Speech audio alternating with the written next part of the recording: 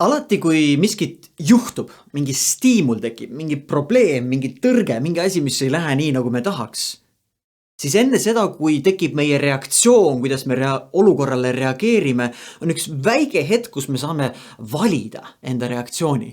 Me saame otsustada, kas see meie jaoks on tragöödia, komöödia või hoopis miskit muud. Ja ma olen märganud, et laias laastus on 3 sellist reaktsiooni arhetüüpi, ehk siis justkui nagu tegelaskuju, kuidas inimesed kipuvad olukordadele erilistel aegadel reageerima. Üks nendest arhetüüpidest on kannataja arhetüüp. Kannataja arhetüüp tähendab seda, et kui mingi asi juhtub, siis ta tunneb, miks jälle minuga see juhtub, miks minu suhtes saatus nii ebaõiglane on.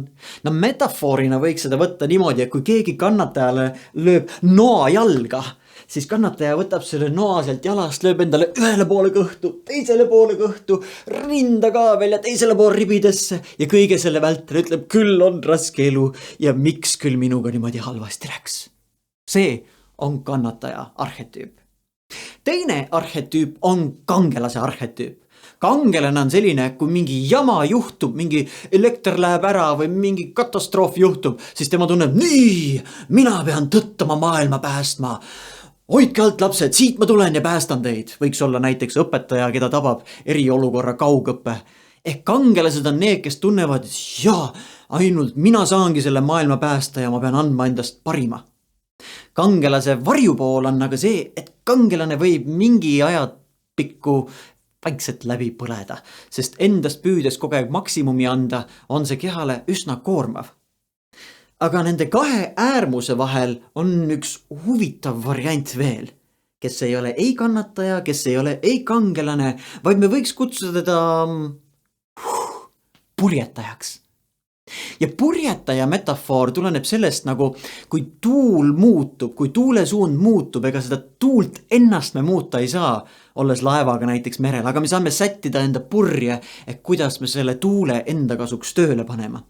Ja mida purjetaja teeb, ongi kui erilised ajad tekivad, kui rasked olustikud tekivad, siis ta ei lähe sellest nagu väga elevile, ta ei tee sellest väga tragöödiat, ta pigem lihtsalt vaatab, et ahah, selge, ajab näpuga järge, et mis nüüd tegema peab, kohendab natukene ära ja läheb ja toimetab ja teeb enda asja edasi.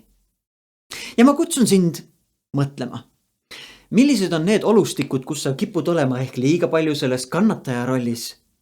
Ja millised on võib-olla need asjad, kus sa kisud ennast liiga palju kangelase rolli? Ja mis on need kohad, kus sa võiksid olla selles samas purjetaja rollis? Sõltumata sellest, kui huvitavad olukorrad tekivad ja kuivõrd need tahavad kiskuda sind endast välja, aga sa lihtsalt võtad rahulikult, sest sa tead, et iga stiimuli ja reaktsiooni vahel on see otsustamise koht, kus sa saad teha parema valiku.